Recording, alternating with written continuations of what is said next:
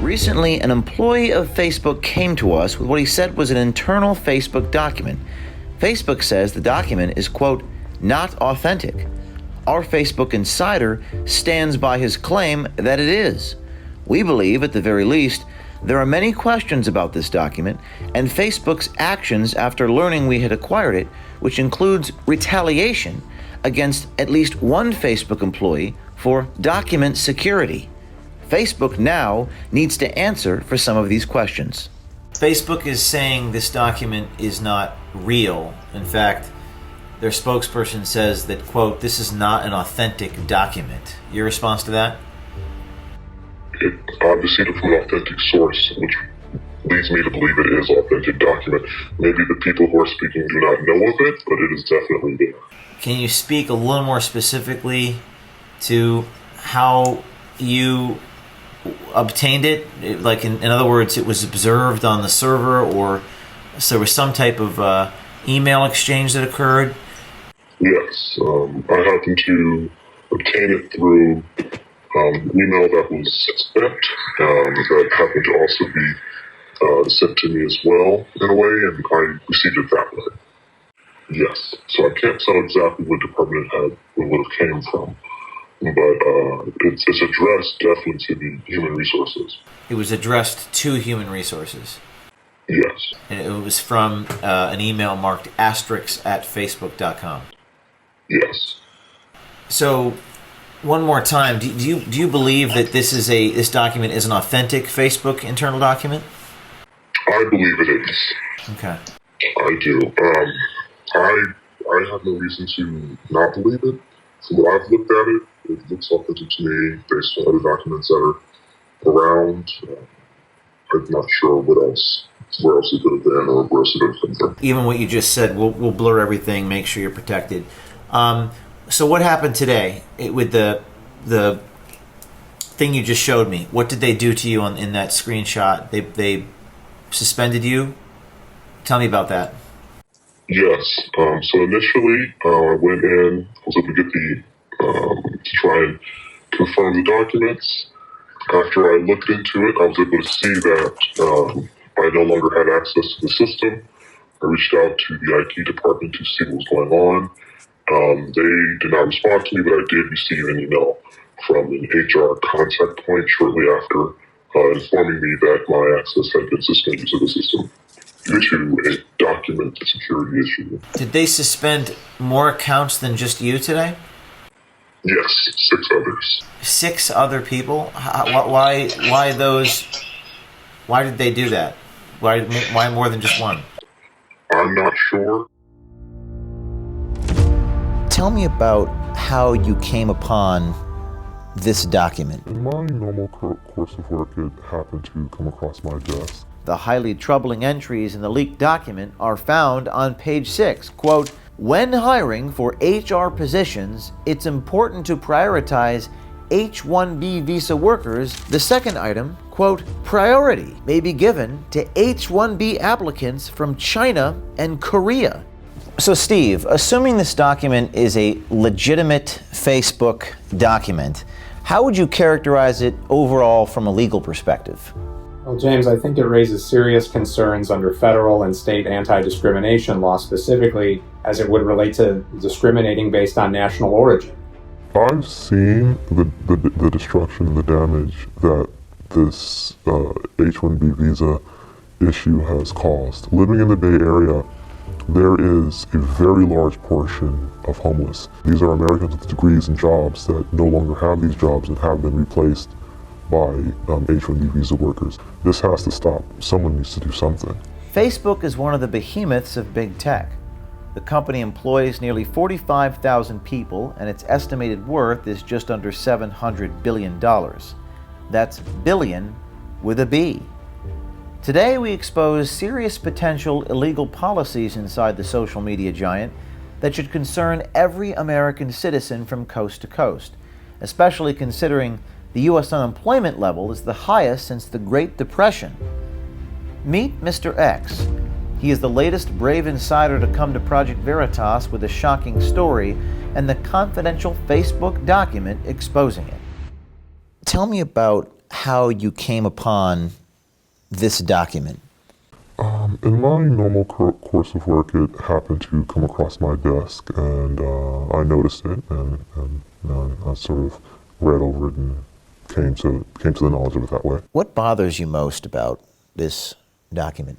The fact that there's so much that is asked to be kept secret bothers me extensively. I think that if there's forces that are making decisions, people have a right to know especially if those decisions affect them. This is the Facebook document the insider gave us. It is emphatically labeled confidential and is titled Diversity Initiative. How certain are you that this is a actual legitimate Facebook document? I myself believe it is quite legitimate, and I'm very certain. You're very certain. Yes. The summary of the document is a textbook example of corporate political correctness. Quote, advancing toward inclusion and diversity has always been a staple at Facebook. However, as a company, we know we can do better. The following is an outline of various initiatives you can take on as human resources professions to increase diversity and inclusion in the workplace, unquote. That sounds great, unless, of course, those initiatives are illegal. So, Steve, assuming this document is a legitimate Facebook document, how would you characterize it overall from a legal perspective? Well, James, I think it raises serious concerns under federal and state anti-discrimination law, specifically as it would relate to discriminating based on national origin. What attorney Stephen Klein is referring to is page 6 of the memo, quote, H-1B processes, unquote. H-1B visas allow U.S. employers to temporarily hire foreign workers in specialty occupations. The program was intended to help employers who cannot find the skilled workers they need in the United States. For years, the program has been criticized for allowing companies to outsource American jobs in our own backyard and underpay the foreign employees brought in to replace them. The highly troubling entries in the leaked document are found on page 6, quote, when hiring for HR positions, it's important to prioritize H-1B visa workers, and this will stimulate the process of diversification of the workplace, unquote. Although not mandatory, we recognize that the priority of H-1B applicants in favor of American applicants is for the greater good of company culture. That's simply not what the H-1B process was ever meant to stand for, and it certainly is not a loophole to get around federal and state anti-discrimination law. The second item, quote, priority may be given to H-1B applicants from China and Korea to foster larger communities of diverse workers at Facebook. If this is in fact Facebook's policy, it's a pretty clear-cut policy in this document that there's going to be discrimination not just against Americans based on their national origin, but also even within the H-1B process itself.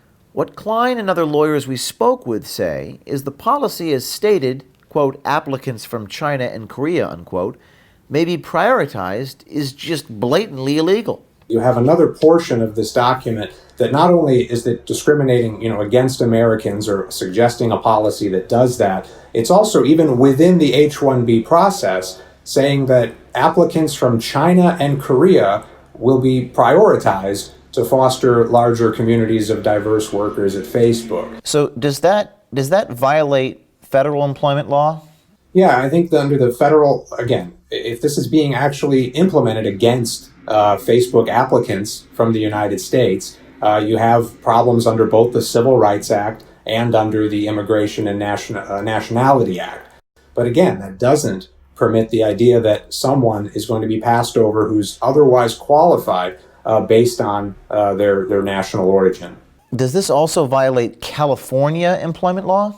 California employment law really parallels the Federal Civil Rights Act in a lot of important respects. Our Facebook insider says he came forward because he knows firsthand the real impact and damage to Americans that these reckless and cavalier initiatives have on American workers. I've seen the destruction and the damage that this H-1B visa issue has caused. Living in the Bay Area, there is a very large portion of homeless.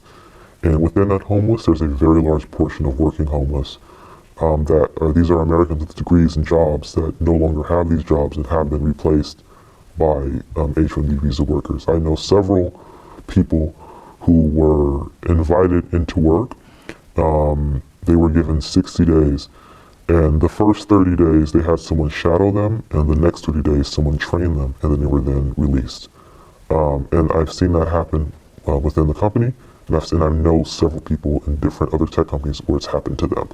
And so it's happening on a large scale. It's causing a spike in homelessness, a spike in unemployment, and it's damaging overall. And I feel that this has to stop. Someone needs to do something. What are the penalties if, in fact, Facebook was found guilty of violating these laws? At least as far as the Civil Rights Act and California anti-discrimination laws are concerned, these are complaint-driven laws. Not only are damages available, attorney fees available, but moreover, there may be forced changes to company culture as part of a settlement. Steve, is there anything else you want to add, maybe from the memo you wrote, or anything else I didn't touch upon as it pertains to the document? No, it's again, pretty clear cut. It's a very problematic document through and through. If this is actual policy that's being implemented at Facebook, this should raise concerns among people applying to Facebook. It should raise concerns to employees within Facebook who feel like they might be passed over for promotions or other opportunities. Mr. X, let me ask you this question. If another insider were to ask you, well, should I go to Project Veritas? What would you tell them? I would tell them yes. I believe that they have the resources to assist you and take confidentiality quite seriously. And they will listen if no one else will. You can find Project Veritas to be a break from that and not a massive, a place where the tech companies don't have their hand in or their reach, where you can actually be heard and voice your truth. Mr. X, like the other brave insiders who have come to us, ask only two things from us: that we report honestly the facts they expose, and that we will have their backs. Trust me, hear me, don't doubt me. We will. Veritas Tips at protonmail.com. I decided to wear the camera because I didn't see any other option, because I noticed that I was in a very unique position in space and time to just do something to protect the Republic. To me, there's no other option.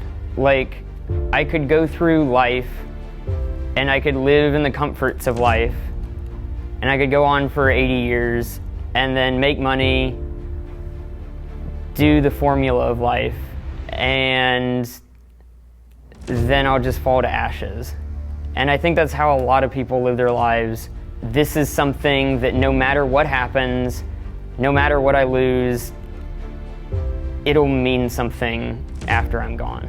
I had every incentive in the world to stay at the company and just click the paycheck. But I could never live with myself knowing that if Google was able to implement the plans that they were planning, I feel that when I'm coming and explaining what Google was doing, this is an act of atonement, okay, to make my conscience clear. I've seen the destruction and the damage that this H-1B visa issue has caused. Living in the Bay Area, there is a very large portion of homeless. These are Americans with degrees and jobs that no longer have these jobs and have been replaced by H-1B visa workers. This has to stop. Someone needs to do something.